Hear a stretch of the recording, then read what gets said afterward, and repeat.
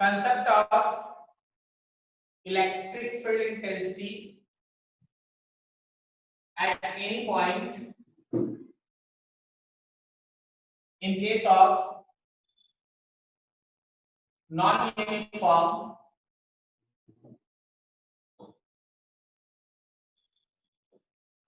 charge distribution of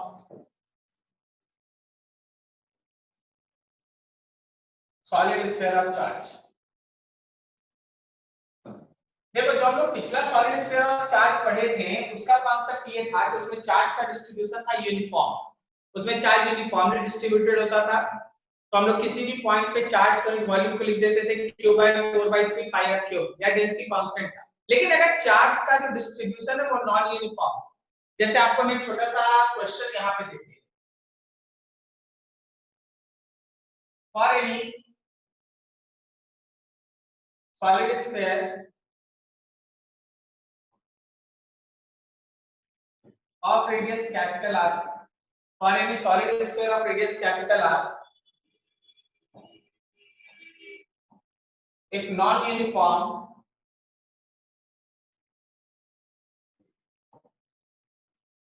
charge density rho is equals to rho naught into small r, where rho naught is constant and small r is distance from center of sphere, then find electric field intensity, then find electric field intensity at point, first में देखो small r greater than capital R मतलब बाहर, दूसरा देखो small r is equals to r मतलब surface, और third देखो small r is less than capital R मतलब इनसाइड द सरफेस। तो ये आपके पास एक केस रहा जहां हम लोग नॉन यूनिफॉर्म चार्ज के डिस्ट्रीब्यूशन के केस में electric field intensity find out करना होता है। मतलब आपके पास एक छोटा सा फिगर बना रहे हैं, इस फिगर को अच्छे से एनालाइज कीजिएगा, समझिए। मान लीजिए ये मेरे पास एक सॉलिड स्फीयर है, और सॉलिड स्फीयर का अपना रेडियस है कैपिटल R, और इस सॉलिड स्फीयर के अंदर चार्ज का डिस्ट्रीब्यूशन है, but this time charge distribution is not so much uniform, actually it is non uniform, like that.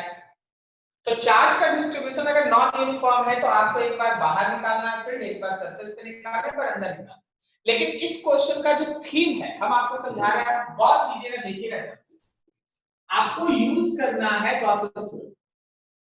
लेकिन गॉसेस थ्योरम में जो आप यूज करते हो वो फ्लक्स लिखते हैं आप q equal bye epsilon not, और फ्लक्स की जगह पे होता है E dot ds, and that is q enclosed bye epsilon not, that is q enclosed bye epsilon not. Clear है? हर बार जब भी तुम न्यूमेरिकल या कोई ऐसा सिचुएशन डिराइव किया है, हमेशा तुम्हारा ध्यान रहा है लेफ्ट हैंड साइड कि E डॉट ds क्या लिखते हैं। हम बोल रहे हैं इस बार E डॉट ds पे तुम्हारा ध्यान नहीं होना चाहिए, तुम्हारा ध्यान होना चाहिए q इनक्लोज, क्या कि तुम q इनक्लोज कैसे लिखते हैं। क्या बात को समझ रहे हैं? Yes sir. आपको q इनक्लोज पे ध्यान लगाना है, this is important, we have to think about calculation of Q enclose. हम लोगों को क्यू इनक्लोज के कैलकुलेशन के बारे में सोचना है, क्यू इनक्लोज के कैलकुलेशन के बारे में हम लोगों को सोचना है, ठीक है।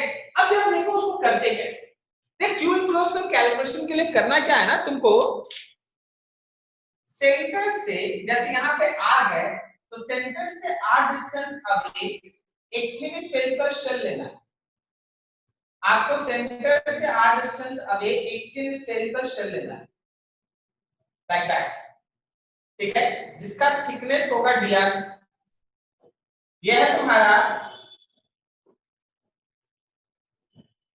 एलिमेंट्री शेल जिसका रेडियस है आप थिकनेस है dr। अब देखो फॉर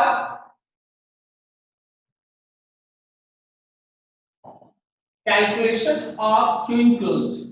ध्यान से, सबसे पहले आप dq लिखेंगे और dq का रो इनटू स्मॉल वॉल्यूम। रो है रो नॉट r और वॉल्यूम हो गया हम लोग का 4 पाई r स्क्वायर dr। समझे क्या? रो नॉट r और वॉल्यूम हो गया इस स्फेरिकल शेल का 4 pi r square into dr। Clear है? तो जरा देखना, अगर तुमको q टोटल चाहिए देन इंटीग्रेशन ऑफ pq मतलब you have to integration rho naught r 4 pi r square and dr। इसका मतलब ये है कि q is equals to rho naught into 4 pi integration r to power 3 and dr, r to power 3 and dr। Clear है? अब देखिए इस तरह के क्वेश्चन में होता क्या है ना कि आपको q क्लोज कहां से कहां तक चाहिए, ये क्वेश्चन का टाइप डिसाइड करता है। क्वेश्चन का टाइप डिसाइड करता है। रिमेंबर, सबसे पहले हम थर्ड वाला बताते हैं। थर्ड कहने का मतलब ये, अब अगर मान लीजिए आप small r less than capital R रखते हैं, मतलब आप अंदर में बात करें, आप अंदर में बात करें, तो अंदर में जब आप बात करेंगे ना तो आपका ये q इंक्लूड होगा rho naught into 4 pi integration r cube dot dr। कहां से कहां तक? तो 0 से स्मॉल r तक, 0 से स्मॉल r तक। ठीक है? अब आप इस केस में आपका वैल्यू हो गया q enclose is equals to rho naught into 4 pi. क्या यहां r के पावर 4/4 आएगा ना, ये 4 4 कट गया तो आपको मिला रो नॉट पाई r के power 4। Right? Now using Gauss's theorem, तो गॉसेस थ्योरम का ये लाइन आपको बताता है कि हां भाई E डॉट ds जो है वो q enclose bye epsilon not है। कोई हमको बताएगा क्या? इतना पढ़ाई कर लिया है, कोई हमको डायरेक्ट बताएगा क्या कि E dot ds spherical Gaussian surface के लिए कितना हो जाएगा?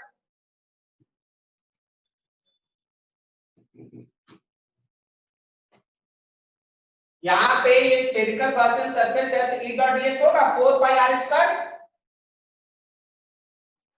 अरे बोलो बोलो, समझ में आ रहा है?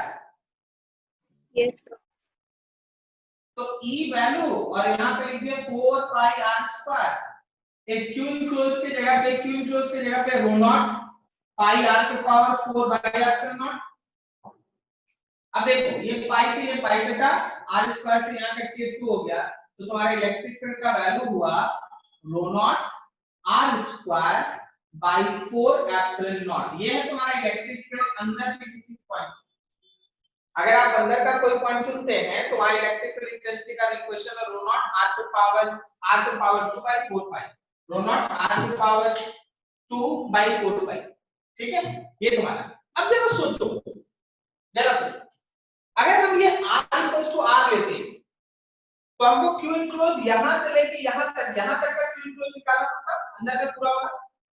तो क्या उस समय लिमिट 0 से कैपिटल R होता? Yes sir. ठीक है?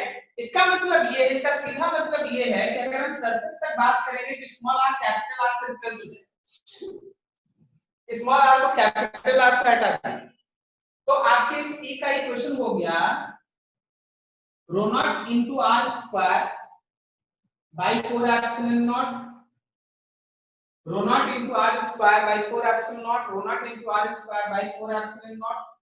ये चीज ऐसा rho naught into r square by 4 epsilon naught. ये तुम्हारा E का वैल्यू आ गया। जब अगर आपको थर्ड बता दो, थर्ड मतलब फर्स्ट बताओ, अगर हम फर्स्ट निकालना चाहते हैं तो मेरे q इनक्लोज के लिए लोअर लिमिट क्या होगा और अपर लिमिट क्या होगा? बताओ जरा।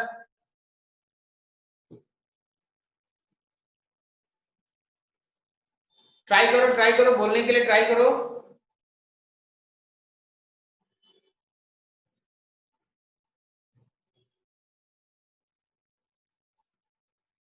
अरे बोलो यार।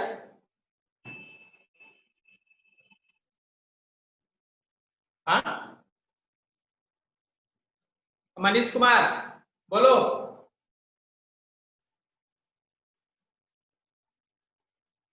सर नहीं पता। नहीं पता। अब देख, मान ले पॉइंट बाहर है तो देखने से तो लगता है कि यहां से चल के यहां तक हमको लेना है वैल्यू, लेकिन सोच हवा में चार्ज होगा क्या? हवा में तो चार्ज नहीं ना होगा, तो चार्ज इंटीग्रेशन होगा 0 से लेके कैपिटल आर तक ही। ठीक है, थोड़ा नोट करो ना, जगह कम है, पिरामिड ग्राफ करके हम तीसरा ही नोट करो फटाफट।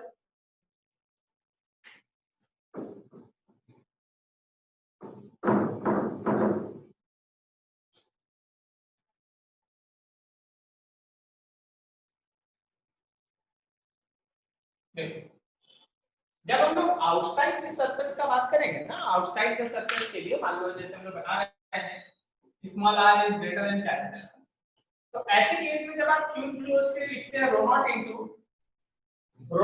4 पाई, इंटीग्रेशन होगा r की पावर 3 डॉट dr का, तो लिमिट कहां से कहां तक चलेगा? देख लगता है 0 से लेके यहां तक, लेकिन हवा में तो चार्ज नहीं है ना, तो 0 से लेके r तक ही लिमिट होगा चार्ज के लिए, 0 से लेके r तक। और ये होगा rho naught into 4 pi capital R पे पावर 4 बाय 4, और ये continuously rho naught pi R पे पावर 4, ये क्यों क्लोज। अब आप जब जीटी लगाइएगा ये वास्तविक थ्योरम, तो जब हम लोग वास्तविक थ्योरम लगाएंगे then E dot ds is equals to q enclosed by epsilon naught E dot ds। अब कोई इनको ये बताओ, इसमें तो E बाहर हो गया, इंटीग्रेशन ds का करना है, q enclosed आपके पास है, बाद में पुट कर लेते हैं। अब आप यहां पे जब एक गॉसियन सरफेस आप लेंगे जिसका रेडियस होगा स्मॉल r, तो क्या उसके सरफेस का इंटीग्रेशन में 4 पाई r स्क्वायर होगा स्मॉल r? बोलो बोलो। Yes. 4 pi r square, q enclose की जगह पे rho naught pi r square by epsilon naught, pi से pi cancel, then your e will be equals to rho naught into, अच्छा यहां पे रो नॉट इनटू r पे power 4 by 4 small r square epsilon naught, this is your electric field outside the surface। तो जब कभी भी कोई ऐसा क्वेश्चन है जिसमें सॉलिड स्फीयर है, चार्ज का non uniform distribution, solid sphere है, चार्ज का नॉन यूनिफॉर्म डिस्ट्रीब्यूशन है, याद रखना कि तुम्हारा पूरा ध्यान होना चाहिए क्यू इनक्लोज के कैलकुलेशन। क्यू इनक्लोज निकालने के लिए तरीका यहां से यहां तक है जो कभी नहीं बदलेगा। आपके हर क्वेश्चन में हो सकता है, हम आपको एक क्वेश्चन दिए जिसमें लिखा rho equals to rho naught r, हो सकता है कल तुम एक क्वेश्चन पकड़ो जिसमें rho naught into 1 minus r square लिखा है, हो सकता है परसों तुम एक क्वेश्चन पकड़ो जिसमें लिखा रो नॉट बाय r स्क्वायर, कोई भी क्वेश्चन रहेगा बनेगा ऐसे ही। और इसका क्वेश्चन हर बार कोई ना कोई कंपटीशन में है, ध्यान रखिएगा, स्कूल में तो नहीं आता लेकिन कंपटीशन में इसका क्वेश्चन हर बार कोई ना कोई है, नोट कीजिए उसको बढ़िया से।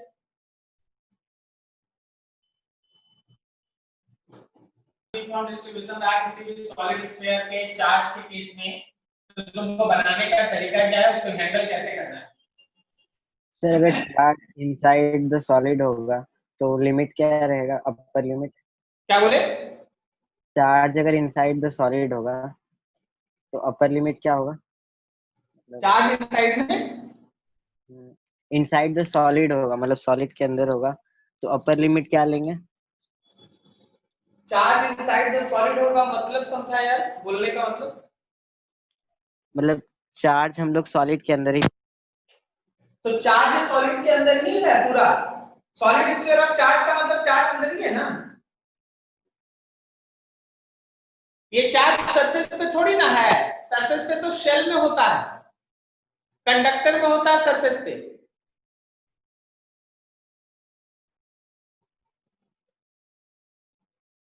समझे? अरे बोलो मनीष कुमार,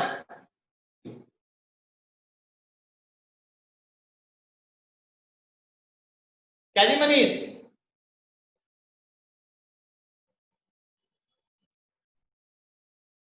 अरे यार बोल नहीं रहे कि, कुछ सुनाई नहीं दे रहा है।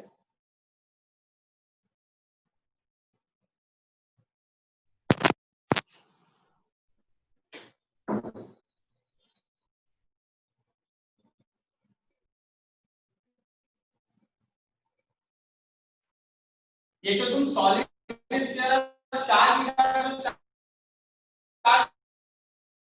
अंदर में ही है ना, चार्ज अंदर में सरफेस रहता तो एरिया लेके चलते ना। हाँ सर समझ गया।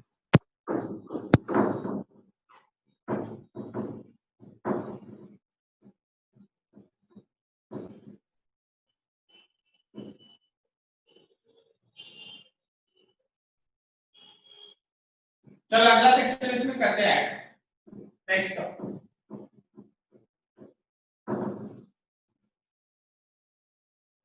नेक्स्ट हम लोग के पास चार्ज का डिस्ट्रीब्यूशन। अलग अलग तरह के शेप का कंडक्टर है, यहाँ कंडक्टर है, कंडक्टर है, चार्ज अंदर नहीं रहेगा, चार्ज सरफेस पे रहेगा। कंडक्टर अगर है तो उसके अलग अलग शेप के अंदर हमारा चार्ज कैसे डिस्ट्रीब्यूट होता है वो हम लोग को सीखना है।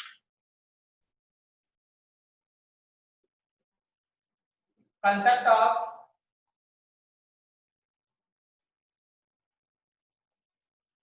चार्ज डिस्ट्रीब्यूशन,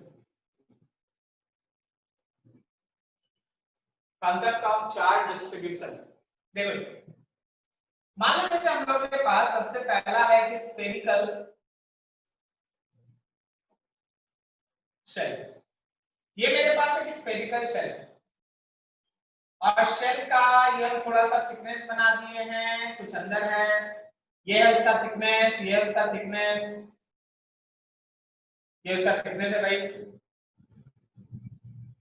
इसका अपना एक रेडियस है, मान लो रेडियस r है।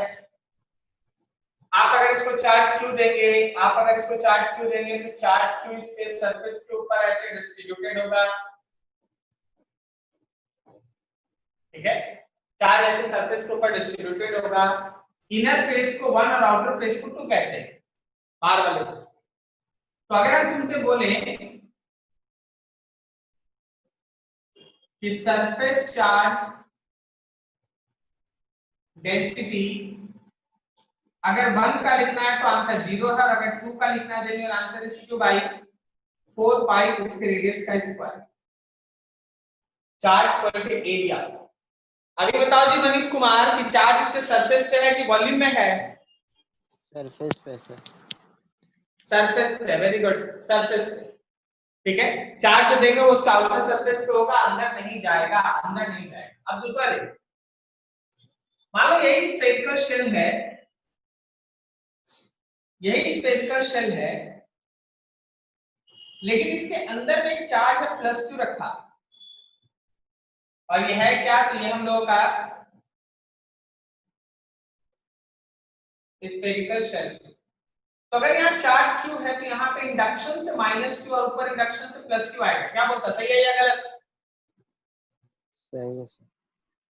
सही है, बिल्कुल सही है। अब इनर फेस को 1 और आउटर फेस को 2 कह दिए। अब अगर हम तुमसे सिग्मा 1 का पूछें, अगर हम सिग्मा 1 का पूछें then your answer is -q by, suppose इसका radius r, -q by 4 pi r square. और अगर हम इसमें सिग्मा 2 पूछें then +q by 4 pi r square. क्या आपको समझ में आया? हाँ सर। और अगर हम लोग यहीं पे सिग्मा ऑफ स्फीयर पूछ लें तो क्या तुम्हारा आंसर 0 है? अरे भाई जितना नेगेटिव चार्ज का डेंसिटी उतना ही पॉजिटिव चार्ज का डेंसिटी, तो overall your sphere is neutral, right है? Neutral, yes sir. ठीक है। अब आगे बढ़ो थोड़ा, हो सकता है तुम्हारे पास कोई एक इस तरह का इरेगुलर शेप्ड कंडक्टर हो, इरेगुलर शेप्ड कंडक्टर। ये कंडक्टर है और इस कंडक्टर को आप बाहर से चार्ज दिए हैं क्यों? एकदम सही है, ये चार्ज बाहर ही बाहर डिस्ट्रीब्यूट हो जाएगा, ठीक है, चार्ज बाहर ही बाहर डिस्ट्रीब्यूट हो जाएगा। लेकिन लेकिन लेकिन याद रखिए कि चार्ज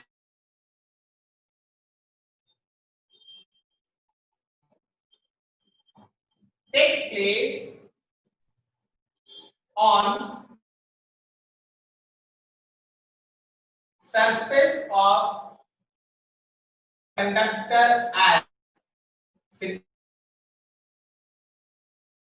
ये बात करते हैं कि जो चार्ज का डेंसिटी होता है, चार्ज पॉइंट एरिया होता है, वो रेडियस ऑफ कर्वेचर के साथ इनवर्सली होता है। रेडियस ऑफ कर्वेचर का मतलब है कि कौन छोटे सर्कल का रेडियस बना रहा है, कौन बड़े सर्कल का रेडियस बना रहा है। सर इसका मतलब क्या है? इसका मतलब ये जरा देखना समझना। यहां पर अगर आप रेडियस ऑफ कर्वेचर लीजिएगा ना तो ये रेडियस ऑफ कर्वेचर ऐसा है, एक स्फीयर का एक पोर्शन है इतना है। लेकिन अगर यहाँ का रेडियस ऑफ कर्वेचर लीजिएगा तो उसके कंपैरिजन में ये रेडियस ऑफ कर्वेचर बड़ा है। क्या तुमको समझ में आ रहा है? Yes sir. और अगर यहाँ का रेडियस ऑफ कर्वेचर लीजिएगा तो ये रेडियस बड़ा है। क्या समझ में आ रहा है तुमको? हाँ सर। ठीक है, तो देख भाई जहां का रेडियस ऑफ कर्वेचर छोटा है वहां सिग्मा ज्यादा होगा, मतलब वहां चार्ज का डेंसिटी बहुत ज्यादा होगा, और जहां का रेडियस बड़ा है उसका सिग्मा छोटा होगा, उसका मतलब चार्ज का डेंसिटी कम है। और यहाँ पे बीच बीच का क्या तुमको लॉजिक समझ में आया? चार्ज कैसे डिस्ट्रीब्यूट कर रहा है? Yes sir. जहां का रेडियस ऑफ कर्वेचर छोटा है वहां पर यूनिट एरिया चार्ज का वैल्यू ज्यादा है, हाँ और जहां का रेडियस ऑफ कर्वेचर बड़ा है वहां पर यूनिट एरिया चार्ज का वैल्यू कम है। हाँ सिग्मा प्रोपोर्शनल 1/r, ठीक है ना? सरफेस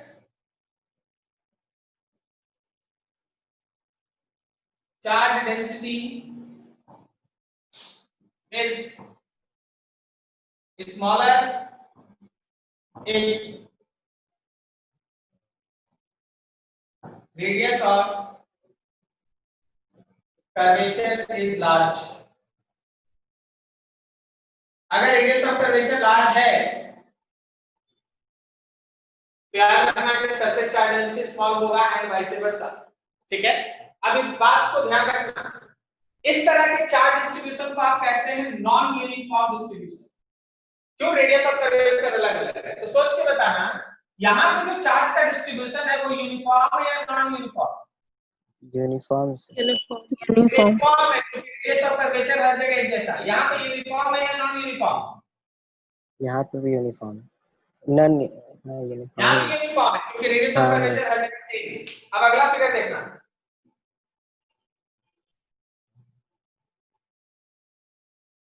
मेरे पास इस तरह का एक कंडक्टर है और इसके अंदर एक स्फेरिकल कैविटी है, यहाँ पे मटेरियल है भाई, यहाँ पे मेटल, ये मेरे पास कैविटी है, ये कंडक्टर। अब सोचो यहाँ पे हम रख दिए हैं प्लस क्यू, तो इंडक्शन से यहाँ माइनस क्यू और यहाँ प्लस क्यू डेवलप होगा। सोच के बताना, कैविटी के अंदर वाले फेस पे जो माइनस क्यू डेवलप है वो यूनिफॉर्म है या नॉन यूनिफॉर्म? यूनिफॉर्म। यूनिफॉर्म है, और यूनिफॉर्म ये कैसा यूनिफॉर्म या नॉन यूनिफॉर्म? नॉन यूनिफॉर्म है सर, उसको बैलेंस करने के लिए नहीं होता। ठीक है, अगला देखो, स्फेरिकल कंडक्टर है, कैविटी इरेगुलर शेप का है। स्फेरिकल कंडक्टर है, कैविटी इरेगुलर शेप का है, यहाँ पे रखते हैं माइनस क्यू, तो यहाँ डेवलप होगा प्लस क्यू, यहाँ डेवलप होगा माइनस क्यू। क्या बोलता है ये प्लस क्यू यूनिफॉर्म है या non uniform? Non uniform. Non uniform. आगे वाला ये वाला भी नॉन यूनिफॉर्म। Uniform, clear? चलो यहाँ तक नोट करो, उसके बाद फिर और आगे बढ़ते हैं। सर ऊपर वाला क्या होगा? यूनिफॉर्म की नॉन यूनिफॉर्म? यूनिफॉर्म है ना, स्फेयर है ना? हाँ हाँ हाँ सर, स्फेयर तो है। रेडियस ऑफ कर्वेचर सेम है सब जगह, uniform. Yes sir. Existence of electric field intensity and variation in electric potential।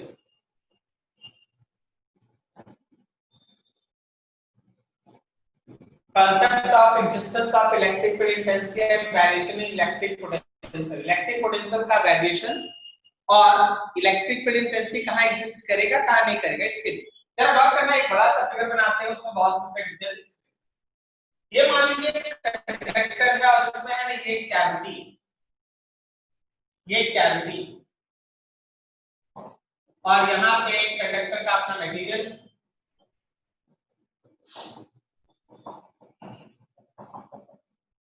ऐसा। अब इसमें तुम क्या करो ना, एक चार्ज है, इसमें एक चार्ज रख दो, ऐसा प्लस क्यू रख दो, तो इंडक्शन के थ्रू यहाँ माइनस क्यू डेवलप होगा जो नॉन यूनिफॉर्म है, और यहाँ प्लस क्यू डेवलप होगा जो नॉन यूनिफॉर्म है।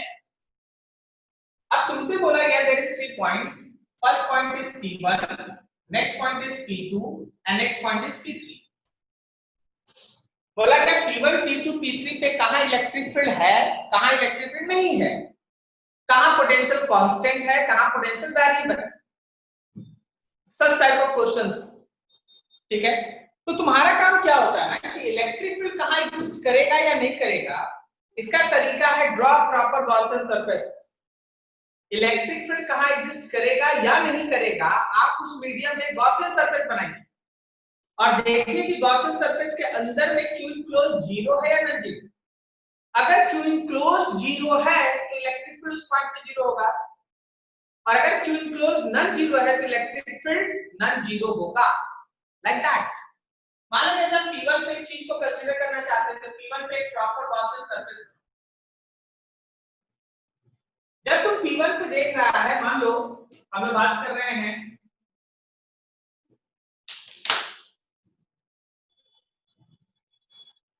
सपोज हम लोग बात कर रहे हैं एट पॉइंट P1। जब आप P1 पे गॉसियन सरफेस ड्रॉ करते हैं तो क्या क्यू इनक्लोज जीरो है या नॉन जीरो? बोलो, ये गॉसियन सरफेस देख के बताओ, जीरो है या नॉन जीरो?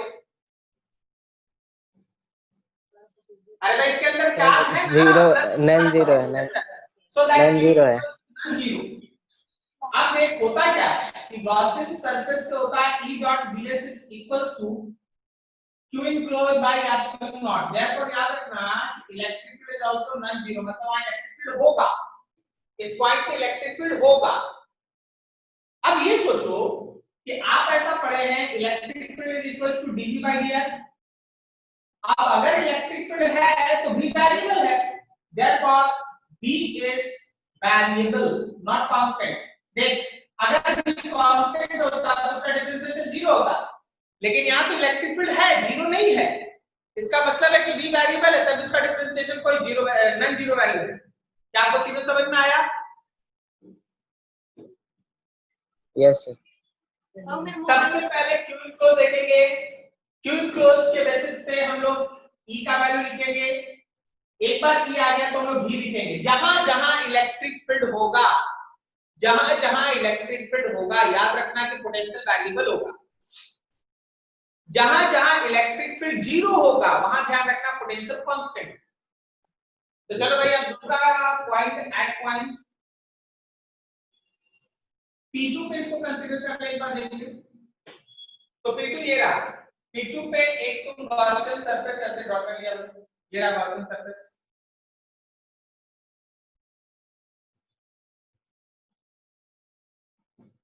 गॉसियन सरफेस ये भी है तुम्हारा गॉसियन सरफेस। अगर सोचो P2 से जो आप गॉसियन सरफेस बनाए हैं, बताइए इसके अंदर का क्यू इनक्लोज जीरो है या नॉन जीरो? सर जीरो है। जीरो है, क्योंकि जितना प्लस उतना माइनस है। तो ये वो पॉइंट है जहां Q इनक्लोज का वैल्यू है जीरो, इसलिए इलेक्ट्रिक फील्ड है जीरो, इलेक्ट्रिक फील्ड जीरो है तो पोटेंशियल है कांस्टेंट। इलेक्ट्रिक फील्ड है जीरो तो पोटेंशियल कैसा है? Constant. At point P2, at point P2 this is. अब आप आइए P3 पे, अब आप आइए P3 पे। चलिए भाई P3 से भी गॉसियन सरफेस ड्रॉ कर लीजिए।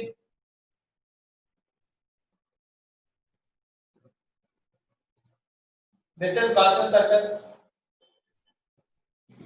at point P.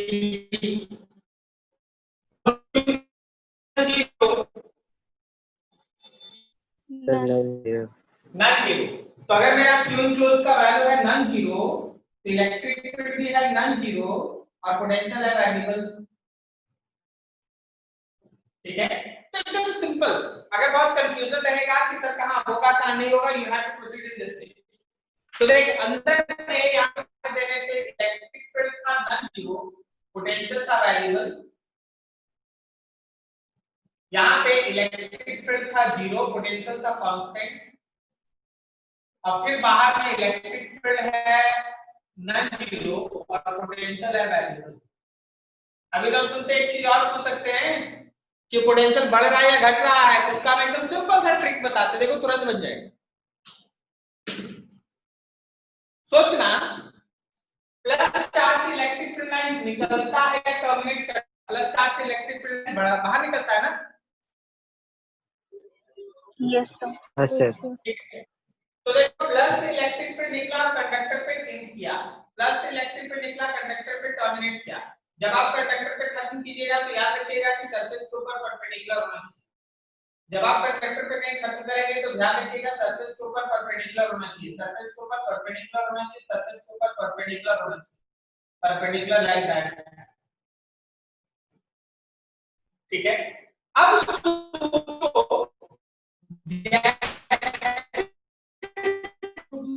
दूर रहा है,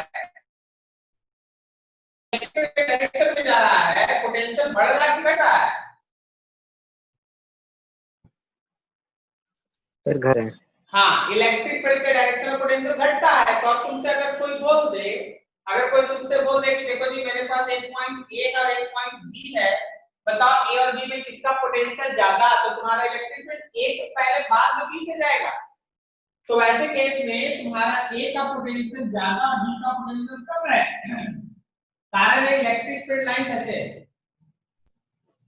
ए का पोटेंशियल ज्यादा, बी का कम है, कारण है कि इलेक्ट्रिक फील्ड लाइंस ए से भी जा रहा है।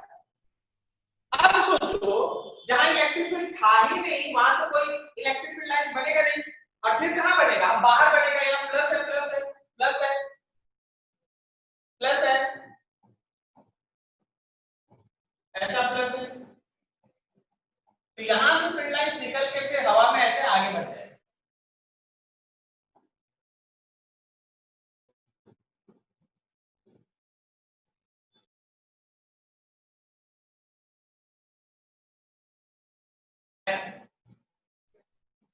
क्या बात समझ रहे आप? चलिए इसको नोट कीजिए बढ़िया से। ठीक है,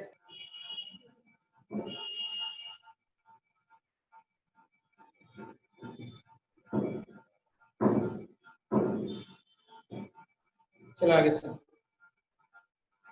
नेक्स्ट एक और तरह का चार्ज का डिस्ट्रीब्यूशन है, वो प्लेट्स में आता है। पैरेलल प्लेट्स आप जब करते हैं,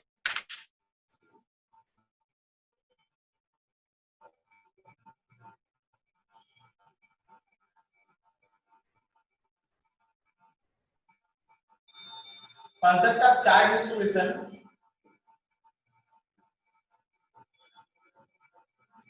in case of parallel plates.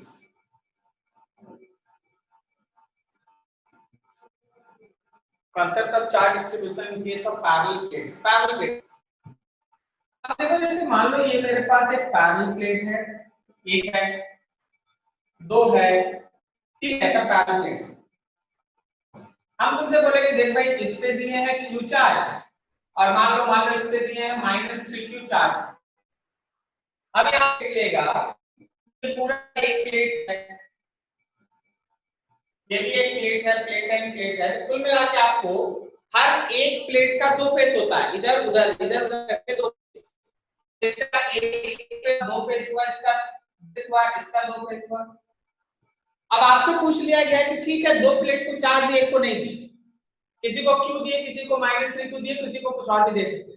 तो बताइए हर फेस में कितना कितना चार्ज अपीयर होगा, हर फेस में कितना कितना चार्ज अपीयर होगा, जरा गौर करना। इसका तरीका क्या है? इसका तरीका है बनाने का 3-4 स्टेप्स। सबसे पहला चीज distribute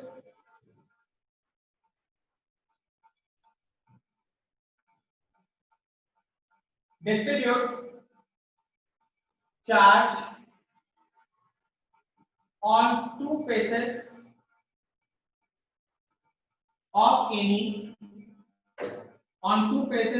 any plate so that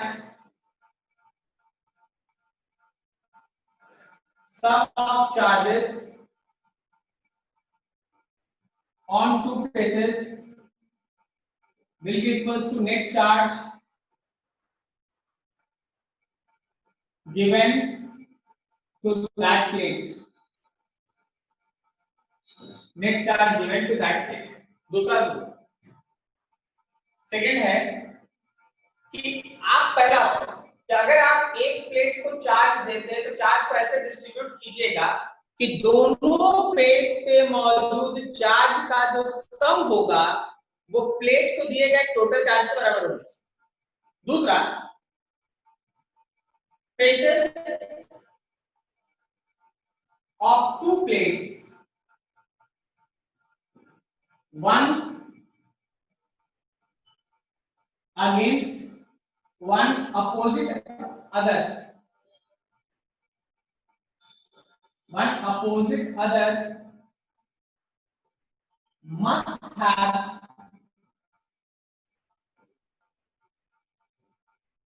equal and opposite charge. मतलब एक फेस से चार्ज अगर x है तो सामने वाले फेस पे माइनस x है। ये जो दो फेस है जो दो प्लेट का एक दूसरे के अगेंस्ट इक्वल और ऑपोजिट चार्ज होगा। अर्थात charge on leftmost face is equals to charge on rightmost face of plates।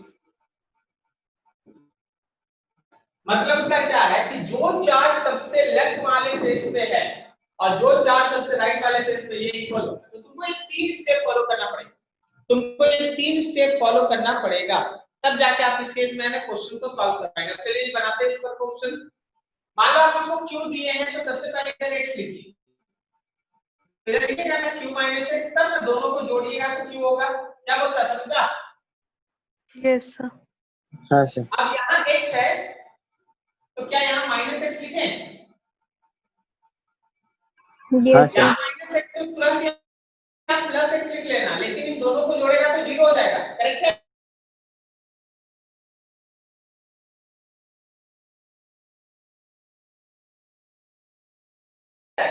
फिर क्या करेंगे इसमें? इससे बढ़ा कर दे दें। अगर चार्ज हो गया x माइनस 3q तो ध्यान रखना अपोजिट फेस पे होगा minus of x minus 3q, इसके अपोजिट फेस पे होगा ऑफ x माइनस 3q। समझा क्या? नहीं? हाँ सर, समझ गए सर। फिर से यहाँ x बोले सर उधर x लिख आ रहे यार, उधर भी लिख सकता था, कोई इशू नहीं था। हाँ q माइनस x लिखता तो उसको बार-बार लिखना पड़ता। हाँ तो यहाँ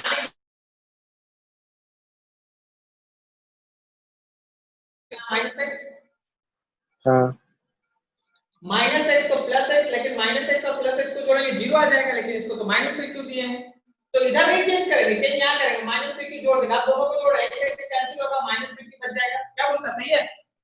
यस सर। ठीक, अब यहां लिख दिए x माइनस 3 क्यू, तो इसके सामने में होगा minus of x minus 3 Q और दूसरे पे इसको होगा plus of x minus 3 Q. दोनों को जोड़ेंगे जीरो होगा, जीरो है भी दिया नहीं गया था, चार दिए नहीं थे तो जीरो था। अब लास्ट है, लास्ट में क्या है कि जो चार्ज मेरे फर्स्ट फेस पे है और जो चार्ज फर्स्ट फेस का चार्ज है q x और सिक्स्थ फेस का चार्ज है x 3q। इसको उधर ले आओ, q 3q is equals to 2x, 4q is equals to 2x या फिर x is equals to 2q। मतलब x का वैल्यू 2q है। अब x का वैल्यू 2q है तो जरा पुट करके हम दिखा देते हैं ना कि हर फेस पे क्या क्या चार्ज आया। सर दिख नहीं रहा है, हेवी है पूरा। q इसको हम दिए थे -3q, x का वैल्यू है 2q, x का वैल्यू है 2q, तो यहां पे होगा +2q और यहां q -2q होगा तो -q होगा, q -2q तो -q। देखो दोनों को जोड़ेंगे तो q आएगा। अब यहां +2q तो यहां भी यहां -2q, तो पीछे क्या देखिए, पीछे है x -3q, तो 2q -3q, क्या यहां -3q? अब दोनों को जोड़ो क्या है, फिर अगर यहाँ -q है तो यहाँ +q और यहाँ -q, दोनों को जोड़ो जीरो। और सबसे लेफ्ट वाला फेस और सबसे राइट वाला फेस का चार्ट भी सेम है। क्या आपको समझ में आ रही है बात? Yes sir. सर दिख नहीं रहा, पूरा हेवी है। सर क्लियर नहीं है। नहीं आ रहा है? नो यस सर, क्लियर नहीं है, पूरा हेवी है। थोड़ा ट्राई करो ना किसी तरह से, दिख रहा है? देखो मैं है कुछ? No sir. नहीं सर। हाँ यस सर। चलो सुनो ध्यान से, आपका ना मेन डिस्कशन यहीं तक था, यही है तुम्हारा गॉसिप थ्योरम। गॉसिप थ्योरम खत्म है, अगले दिन से स्टार्ट करेंगे कैपेसिटर। कैपेसिटर देखो क्या होगा, कैपेसिटर एक ऐसा अरेंजमेंट होगा जिसमें दो प्लेट्स होगा और आमने सामने के प्लेट्स पे इक्वल और अपोजिट चार्ज। कैपेसिटर एक ऐसा अरेंजमेंट होगा जिसमें दो प्लेट्स होगा और आमने सामने के प्लेट्स पे इक्वल और अपोजिट चार्ज होगा। That type of arrangement of conductor is said to be capacitor. तो नेक्स्ट से हम लोग का कैपेसिटर है और कैपेसिटर यहीं से फिर स्टार्ट होगा। क्लियर है? ओके जब सर। हमारे सामने कंडक्टर ऐसे रखा है कि आमने सामने के प्लेट्स पे इक्वल और अपोजिट चार्ज है, एक पे प्लस है तो दूसरे पे माइनस है। जितना मैग्नीट्यूड है एक पे दूसरा मैग्नीट्यूड वही है, लेकिन एक प्लस है तो दूसरा माइनस है। वैसे अरेंजमेंट को हम कैपेसिटर कहते हैं। तो नेक्स्ट से आपका क्लास जो चलेगा वो कैपेसिटर पे चलेगा। ठीक है, किसी को कोई डाउट इस टॉपिक में?